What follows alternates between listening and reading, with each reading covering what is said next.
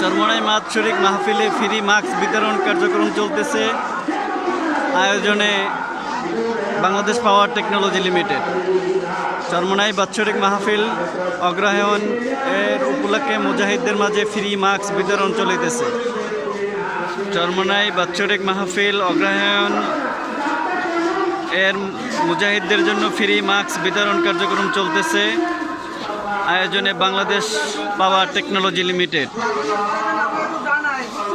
বাংলাদেশ পাওয়ার technology লিমিটেডের পক্ষ থেকে ফ্রি মাস্ক বিতরণ কার্যক্রম চলতেছে।